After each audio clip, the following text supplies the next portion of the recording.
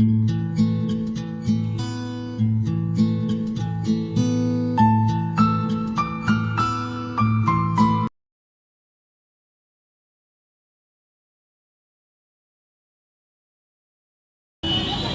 मुर्दों का शहर नहीं था।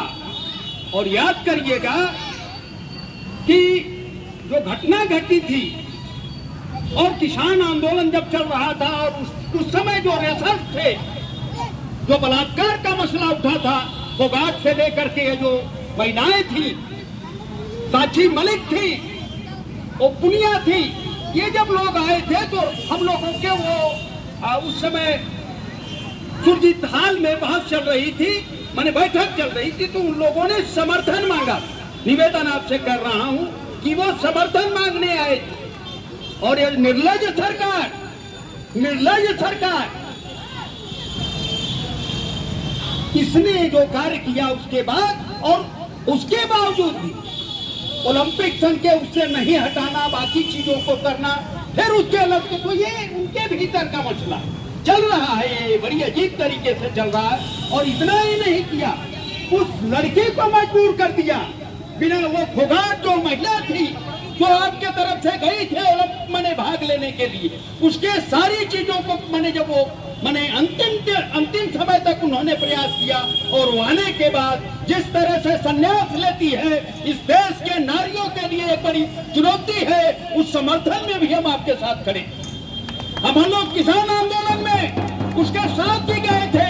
दोबारा जब वहां से उठा दिया गया था, तब वो सारी की सारी महिलाएं जो मैंने मेडल जीत करके आई थी, और वो मेडल जो है हरिद्वार में मैंने टिकर रही थी, तब भी इस देश को शर्म नहीं आया।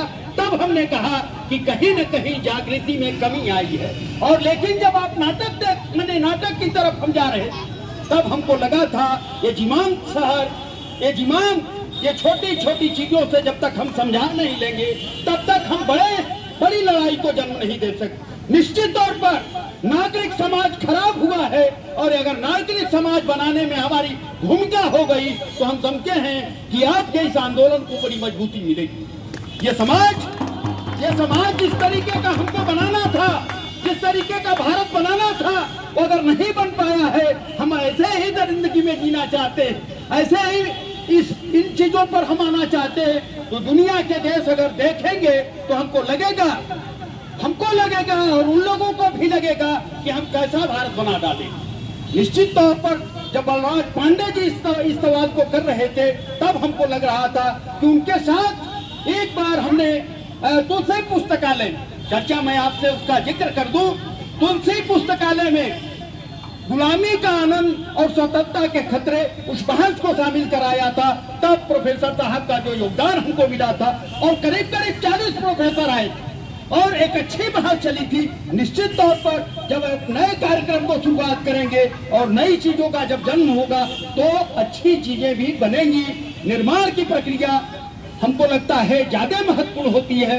विध्वंस की प्रक्रिया, जिन लोगों ने विध्वंस कर डाला है, उनकी प्रक्रिया एक अलग होती है, निर्मित करने वाले लोगों की प्रक्रिया अलग होती है। वो छोटे समूह तो होते जरूर हैं, लेकिन निश्चित तौर पर वो बड़े तरफ की इशारा करते हैं, और ये जो कार्यक्रम है एक बड़े तरफ इशारा कर रहा है, वो आपको दिखाई देगा आने वाले दिनों में और भविष्य में भी दिखाई देगा।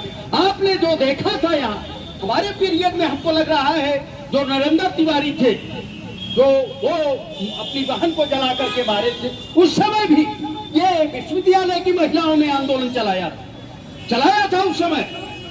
वो डिप्टी सीएम थे, बाकी अपने पदों का भी इस्तेमाल किया था। तो ऐसा नहीं है कि समाज में जागरूक लोगों की कमी नहीं है। हमको लगता है उसके बाद जो आपने चर्चा किया, ये विश्वविद्यालय के संदर्भ में जो आपने चर्चा किया है, वो बड़ा महत्वपूर्ण है और मार्मिक है।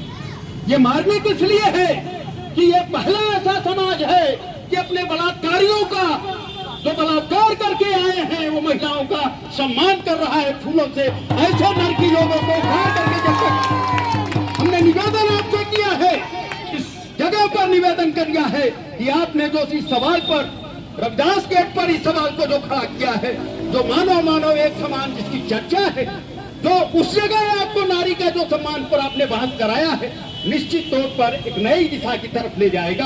हमको आशा और विश्वास।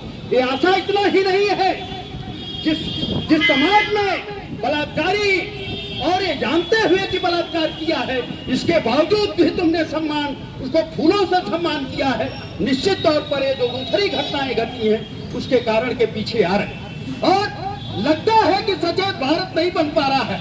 तो ऐसा है कि जो बिगड़े हुए मन हैं, उस बिगड़े हुए मन को भी हमको माने बदलना है और नया समाज एक हमको बनाना है जो एक अच्छा समाज बन सके, नागरिक समाज बन सके। आपने हमको बुलाया और आपने जो हमको हैसियत दी है, उसके लिए मैं आपको तहे दिल से शुक्रगुजार हूँ कि भविष्य में कभी भी आंदोलन के लिए इसकी जरूरत पड़ेगी, हमारे जैसे लोग तत्पर रहेंगे। जय हिंद, जय समाज।